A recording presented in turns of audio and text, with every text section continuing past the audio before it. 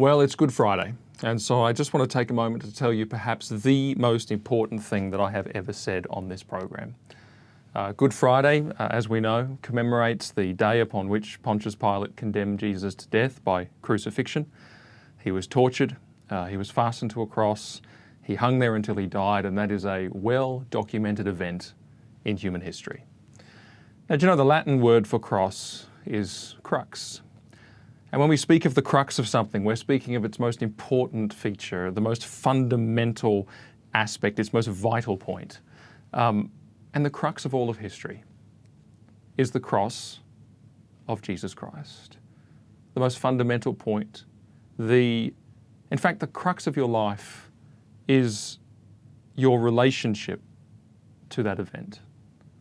The most important thing about your existence right now is how you are related to the cross of Christ. And I talk a lot of politics. I talk a lot of news, I talk a lot of current events, and many people watch because they want insights, they want political savvy and all the rest of it, but I assure you all of those things are just piles of vanity compared with this surpassingly important fact, your relationship to that event in history, the cross of Jesus Christ. And I want to mark Easter by reading you something, and I'm reading you an account of someone who has actually had a startling realization.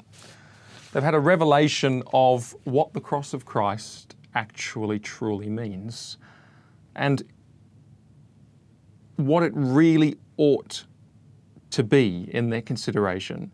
And it switches on occasion between the voice of God, which it starts with, and the voice of this person who is having this startling revelation. But you'll be able to follow with me. And it's from Isaiah 52 and 53. I'm just going to read it. It says, "Behold, my servant shall act wisely. He shall be high and lifted up, and he shall be exalted.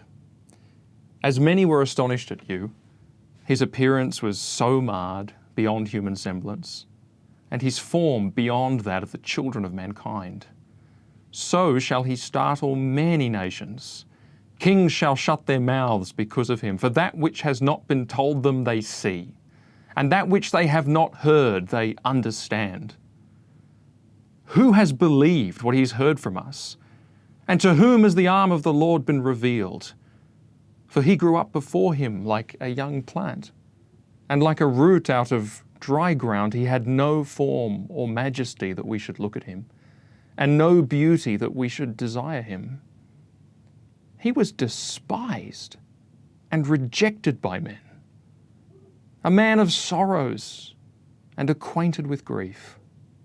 And as one from whom men hide their faces, so he was despised, and we esteemed him not.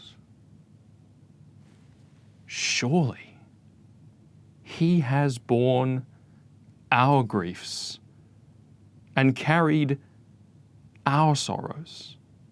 Yet we esteemed him stricken, smitten by God, and afflicted.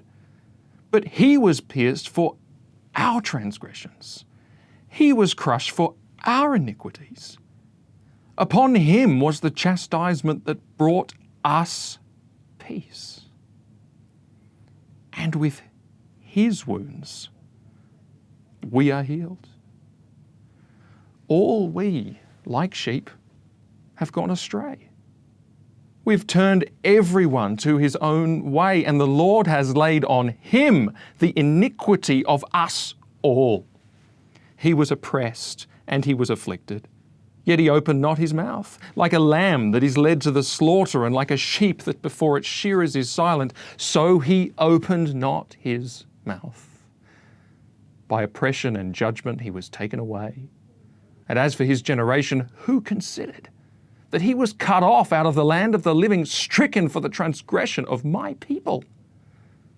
And they made his grave with the wicked, and with a rich man in his death, although he had done no violence, and there was no deceit in his mouth. Yet it was the will of the Lord to crush him. He has put him to grief. When his soul makes an offering for guilt, he shall see his offspring. He shall prolong his days. The will of the Lord shall prosper in his hand. out of the anguish of his soul. He shall see and be satisfied. By his knowledge shall the righteous one, my servant, make many to be accounted righteous, and he shall bear their iniquities.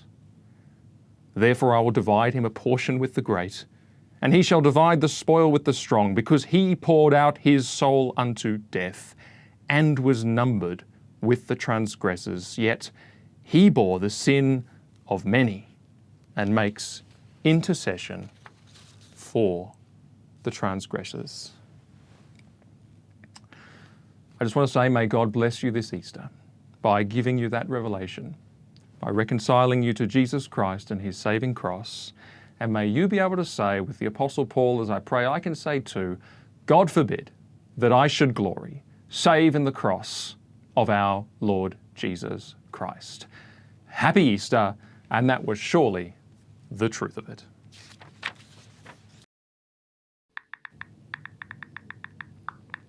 Hey guys, make sure you click like to like the video, or hit the subscribe button down here and click on the bell so you don't miss any notifications. And to watch more videos, just click here.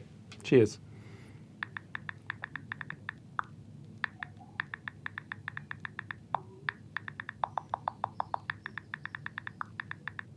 Go on, click one. You know you want to.